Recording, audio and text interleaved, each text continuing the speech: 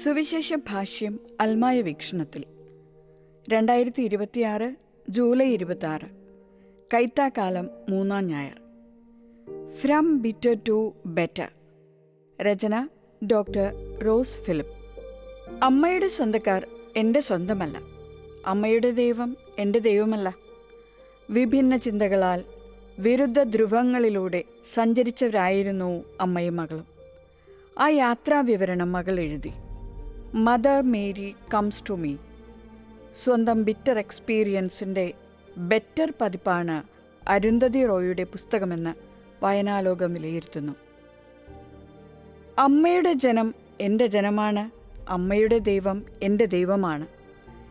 ഈ പ്രഖ്യാപനം നടത്തിയവൾ ആ അമ്മയുടെ ഉദരത്തിൽ നിന്നും ജനിച്ചതല്ല.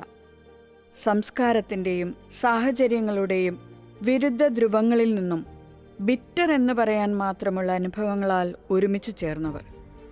വിട്ടുപോകൂ എന്ന് അമ്മയായ നവോമി കരഞ്ഞപേക്ഷിച്ചപ്പോൾ നല്ല ഭാഗം അഥവാ ബെറ്റർ പാർട്ട് തിരഞ്ഞെടുത്ത് ധീരമായ പ്രഖ്യാപനം നടത്തിയ റൂത്ത് യേശുവിൻ്റെ വംശാവലിയുടെ ഭാഗമായി മാറി. ഒരേ ഭവനത്തിൽ 2 സഹോദരികൾ.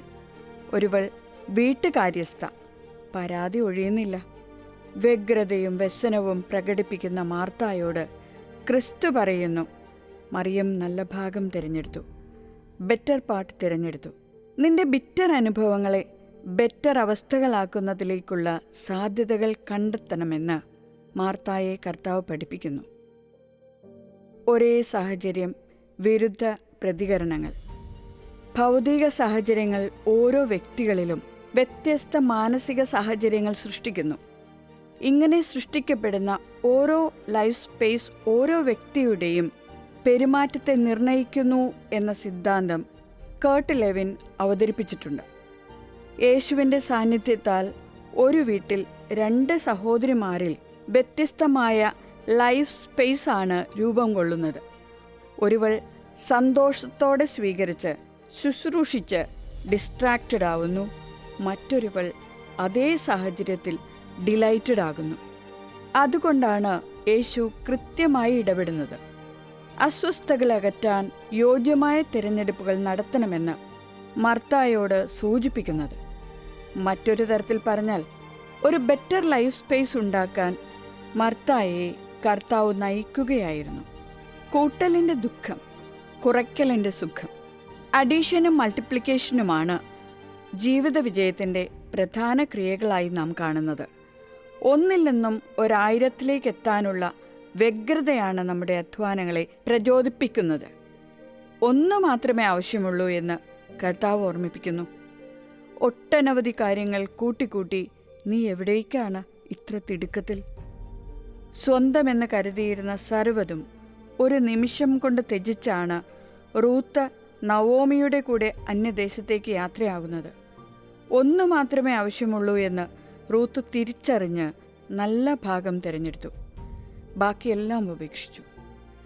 ഒട്ടനവധി ഉപേക്ഷിച്ചപ്പോൾ കിട്ടിയത് സമാധാനത്തിൻ്റെ സൗഭാഗ്യമായിരുന്നു. അതെ, ഒരേ ഒരു ഗോൾ മതി വിജയത്തിലേക്കെന്ന് ലോകം ഈയിടെ സാക്ഷ്യം വഹിച്ചത് കളിക്കളത്തിലാണല്ലോ. പാഠമെല്ലാം ഒന്ന് തന്നെ. 1 മാത്രമേ ആവശ്യമുള്ളൂ.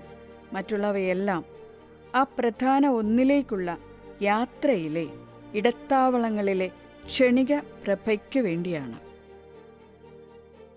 കഴിവുകൾ വിഭിന്നം, നിയോഗങ്ങൾ വ്യത്യസ്തം.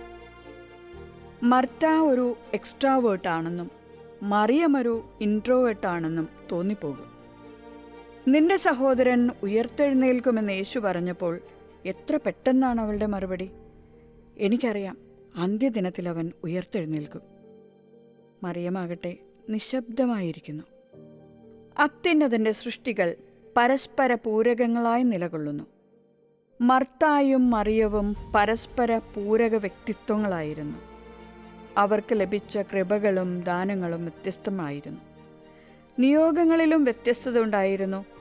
സൃഷ്ടികളിലെ വൈജാത്യത്തിൻ്റെ നിയോഗത്തെക്കുറിച്ച് ബോധ്യങ്ങളുണ്ടാവുമ്പോൾ വൈകല്യമെന്ന പദം പോലും അപ്രസക്തമാണ്. മർത്തായും മറിയവും വ്യത്യസ്ത ധർമ്മ നിർവഹണത്തിന് വ്യത്യസ്ത കൃപകൾ ലഭിച്ചവരായിരുന്നു. താരതമ്യപ്പെടുത്തലുകളല്ല, താദാത്മ്യപ്പെടുത്തലുകളാണ് അനുപൂരകത്വത്തിലേക്ക് എത്തിക്കുന്നത്.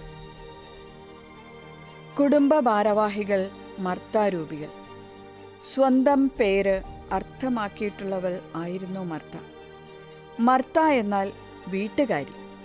യേശുവിനെ വീട്ടിൽ സ്വീകരിച്ചു, ഭക്ഷണമൊരുക്കി, വിളമ്പി, സഹോദരൻ്റെ മരണത്തിൽ ദുഃഖം, പരിഭവം അറിയിച്ചു, സർവോപരി വിശ്വാസം പരസ്യമായി പ്രഖ്യാപിച്ചു. കുടുംബത്തിൻ്റെ ഉത്തരവാദിത്തങ്ങൾ ഏറ്റെടുക്കുന്ന ഏതു വീട്ടുകാരിയുടെയും പര്യായമാണ് മർത്ത. അടുക്കള എന്ന ഫുഡ് ഫാക്ടറിയിലെ ഏക തൊഴിലാളിയുടെ ജൽപ്പനങ്ങളാണ് മർത്ത അവതരിപ്പിച്ചത്. വീട് എന്ന മഹാലോകത്തെ സൃഷ്ടിക്കാൻ കഠിനാധ്വാനം ചെയ്യുന്ന ഏതു പുരുഷനിലും ഒരു മർത്താരൂപിയുണ്ട്.